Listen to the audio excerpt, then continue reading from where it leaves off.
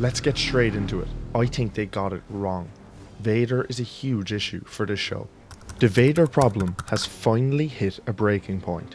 At this stage, it genuinely feels like no Star Wars project can exist without Vader showing up.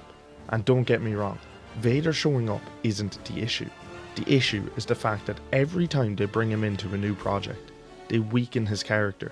I've said it for weeks, this finale didn't need Vader. The Grand Inquisitor was right there as the perfect alternative. He could have posed a real threat, maintained the tension, and more importantly, allowed the heroes to survive without shattering the power scaling. Because the moment you bring Vader into this, you create a problem. We already know what Vader is. He is the second most powerful person in the galaxy. The fear he instills is unmatched.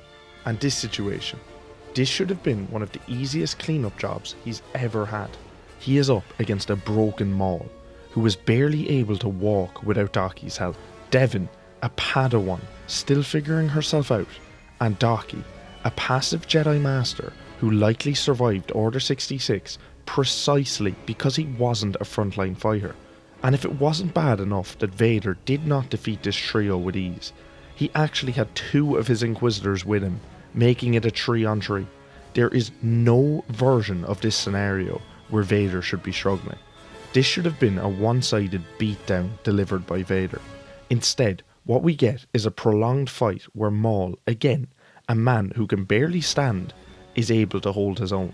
Devon survives a 2-on-1 versus the Inquisitors when she barely held up against one of them a few episodes ago, and Daki actually manages to land genuine hits on Vader.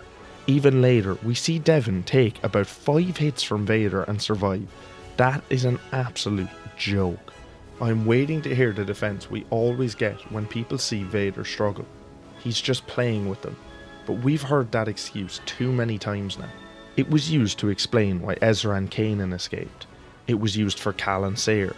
It was even used to justify how Sayre managed to damage him in their second fight. If Vader is always toying with his food, then he's also constantly letting people go who absolutely should not be escaping him. This just drops any fear factor when Vader shows up, because now we have seen so many people survive him that he is starting to feel like the Inquisitors themselves. Even if you argue that this is early suit Vader, that doesn't hold up either. We've seen what he's capable of even at this stage. The gap between him and everyone else in this fight is massive. Vader gets clean hits on Devon. He has multiple opportunities to finish the fight, but doesn't. And that is not because he can't, but because the story won't let him. Disney wants to keep Devon alive, and they have to keep Maul alive. In reality, not one of those characters should have got away from Vader. There's strange choices in who actually dies. What makes this even more frustrating is the characters that do die feel like odd choices. Take the Spybot droid. It was genuinely a fun addition, and there was something interesting about Maul having even a slight attachment to it. Killing it off this early just feels unnecessary, especially when it could have added more to his character going forward. The droid was funny to watch, and I would have liked to have seen more of it. Then you have the Night Brothers. I understood killing Scorn in the other episodes. It gave some weight to the Inquisitors. But did they really need to kill Icarus too? I honestly thought they were two of the cooler characters in the show, and I would much prefer to have seen them survive into Season 2. And then there's Rook Kast. Her death is one of the strangest decisions in the entire finale. All season, she's established as Maul's right hand. Loyal, capable, and clearly important. And then her story ends abruptly. Off screen, in the fog, killed by Vader. Or at least that's what we're supposed to assume. If you're going to remove a character like that, it should mean something. It should have weight to it. It shouldn't just feel like she was removed for the sake of it. Who's actually dead, and who isn't? This brings up a bigger problem. It's in Star Wars as a whole, but this series specifically struggles a lot with it. The lack of clarity around death. Lawson goes into the fog. We don't actually see him die. Sul is lost in the explosion. Marok is thrown off screen, and we know how many Force users can survive falls, so this means almost nothing. Even Rook Kast, despite everything, technically falls into that same category of uncertainty because we do not actually see her get killed. In fairness, she is most definitely dead. We hear her neck snap, but you just never know with Disney. At this point, the only character whose death is truly confirmed is Daki, and that's because we actually get to see his end. He made the mistake of trusting Maul and paid with his life. That is a clean end to a naive character. Everyone else feels like they could be brought back at some point. If you're enjoying this Star Wars breakdown, it's pretty much all we do here, so you might want to stick around. Devon's turn and why it feels incomplete. Devon's decision to align with Maul should have been one of the most powerful moments in the finale, and to an extent it works. Their connection has been building all season, and this is the payoff. But the execution feels rushed. My issue is that she watches her master die. She sees that Maul isn't by his side anymore, and she doesn't question it.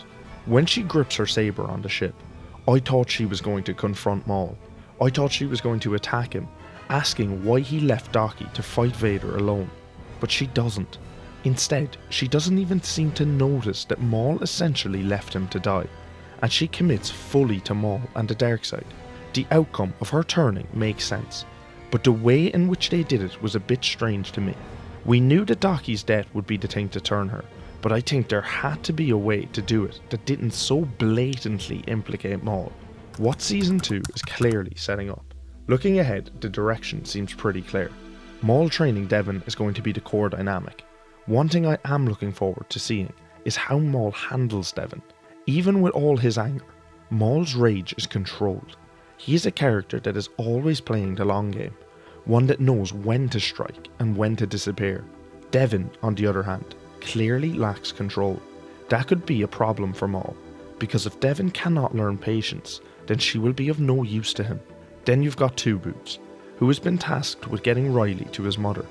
And after watching Two Boots all series, we know how seriously he will take this task. Maybe after Riley explains what happened to him and his dad, his mother might turn against the Empire.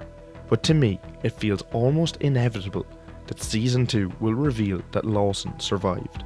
The setup is too obvious. He goes into the fog and we do not actually see him die. In Star Wars, if you haven't watched The Death, then there's a good chance they did not die. I would guess that in Season 2, we will see Sul arrange a meeting with Riley and his mother, and at the meeting we will see the return of Brander Lawson. We know he watched Maul betray Daki, so he could tell Devon what actually happened, and that could be why we don't see Devon beside Maul in his future appearances.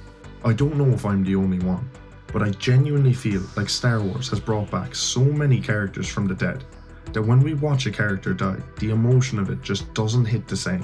When I watched Lawson's sacrifice, I just immediately assumed he'd be back for Season 2, so his death didn't really affect me, or at least not in the way that it was supposed to. I could be wrong, because admittedly I did think that they would bring Tech back in the Bad Batch, but I genuinely feel like Lawson is still alive and will be back in Season 2. Final judgment. To me, Vader's inclusion in this finale drags it down a lot. Vader should almost always win his battles, and this one was not the exception. There are still strong elements here. Devon's turn has potential. The setup for Season 2 is genuinely interesting, and I do want to see more of Maul, especially if they explore the mental side of Maul and his trauma a bit more. Overall, I did enjoy this series, but it could have been so much more. It was quite slow for most of the season, and a lot of the plot points were obvious from the get-go. Some of them landed and some of them didn't, but in the very least, at least it's a step up from the Star Wars shows we've got in recent years. And my question for you is, are you happy that Vader showed up, or do you feel the same way about it that I do? And most importantly, what do you want to see in Season 2? If you enjoyed this video, hit subscribe and let's uncover the galaxy's greatest secrets together. Thanks for watching.